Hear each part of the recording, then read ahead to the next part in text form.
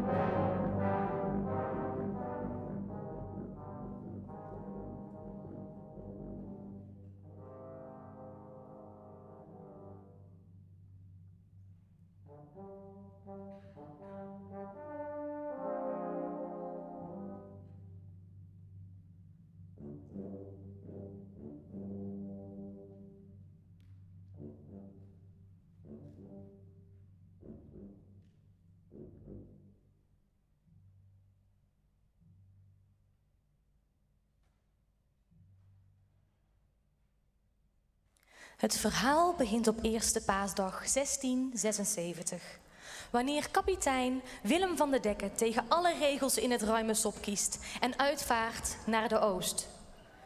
Willem is kapitein bij de Verenigde Oost-Indische Compagnie.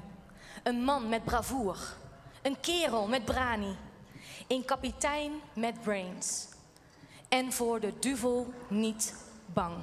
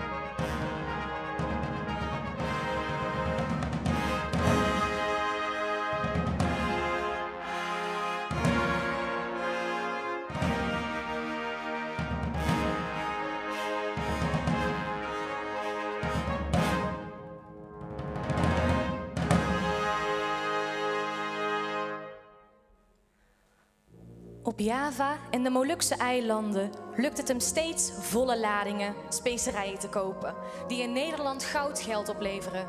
Zijn schip, de Hollander, is de snelste schuit van de VOC.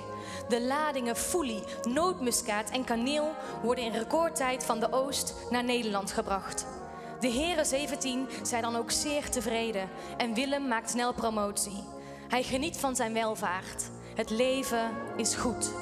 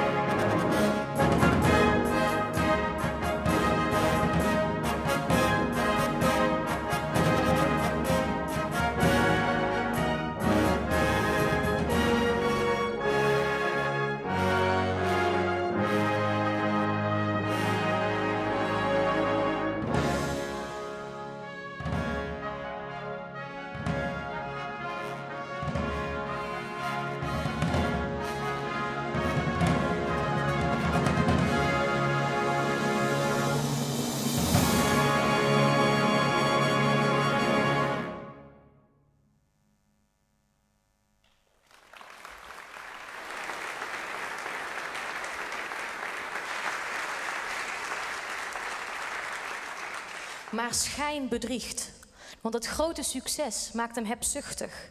Zelfs een razende storm kan hem er niet van weerhouden op eerste paasdag uit te varen. Ook al is zijn bemanning doodsbang en de wanhoop nabij. Ik zal varen, storm of geen storm, Pasen of geen Pasen. Ik zal varen, al is het tot in den eeuwigheid. Willem tart alle regels, elke vorm van fatsoen en alle elementen. En tekent zo zijn eigen noodlot. Als het schip bij de kaap aankomt, steekt er weer een zware storm op die 9 weken aanhoudt. De wanhopige bemanning smeekt de kapitein om een dagje verwijt te liggen en beter weer af te wachten. Maar Willem is eigenwijs en slaat de raad in de wind. Omdat rustig slapen er toch niet in zit, trekt hij zich terug in zijn hut, waar hij vloekt en tiert als een ketter, drinkt als een maleier en uit volle borst schuine zeemansliederen zingt. Kortom, de kapitein doet alles wat God verboden heeft en maakt flink wat uitglijers. Wat muzikaal prachtig wordt verwoord door Rommert Groenhof op zijn bastrombone.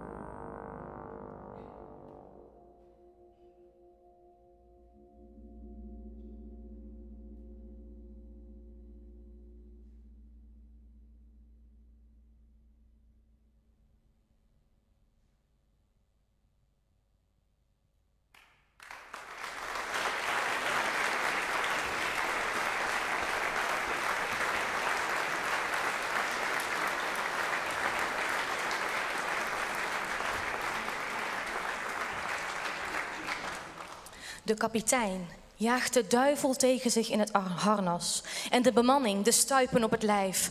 Uiteindelijk spreekt hij de onfortuinlijke woorden: God of de duivel, de kaap vaar ik om, al moet ik varen tot het laatste oordeel. De bemanning ziet de bui al hangen. Wat als de duivel echt komt opdraven? Om zijn komst af te wenden, besluiten ze te muiten, het schip over te nemen en alles weer in goede banen te leiden. Maar Willem, die voor de duivel echt niet bang is, vermoordt de stuurman en gooit hem overboord als voer voor de haaien. Als het lichaam het water raakt, splijten de wolken en verschijnt de duivel op het achterdek.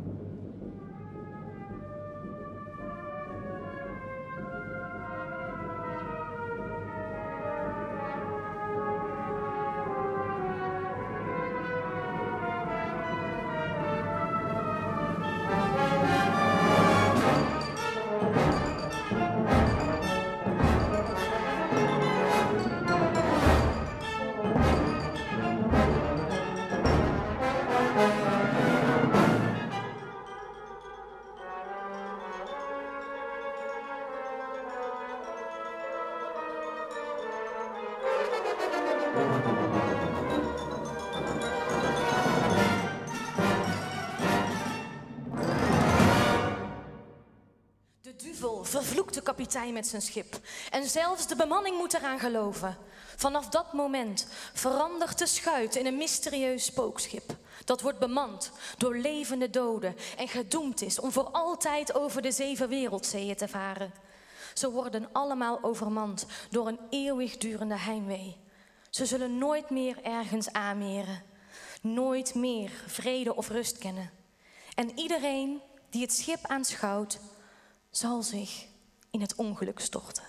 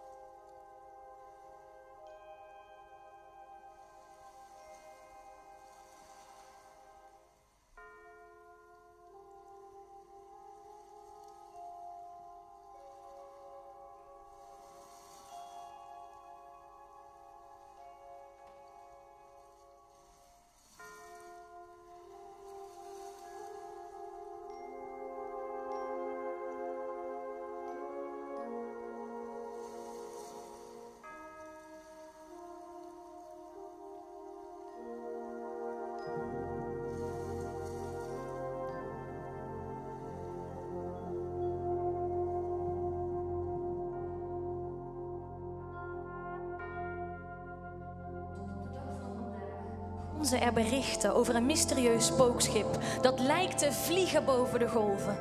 Aan het roer staat een uitgemergelde kapitein, de ogen strak op de horizon gericht.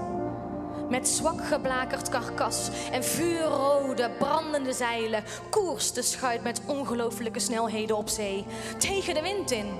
Gehuld in een volkomen stilte kijkt de bemanning op het voor- en achterdek zieloos in de verte. Niemand zit in het kraaiennest. Er klinken geen snelle matrozenvoeten op het dek en de kapitein schreeuwt geen bevelen op de brug.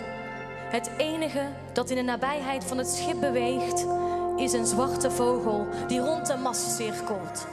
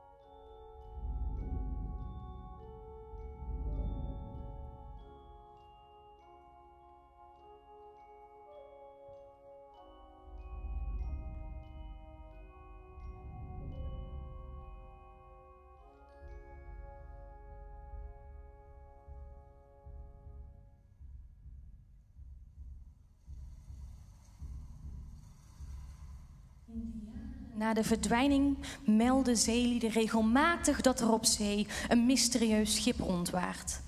De opvallendste melding komt uit 1880 van niemand minder dan prins George, de latere koning George V van Engeland. Hij voer destijds langs de kust van Australië en beweerde bij hoog en bij laag het schip in de verte te hebben gezien. De oude schuit had 3 masten met zeilen, waardoor een felrood licht scheen.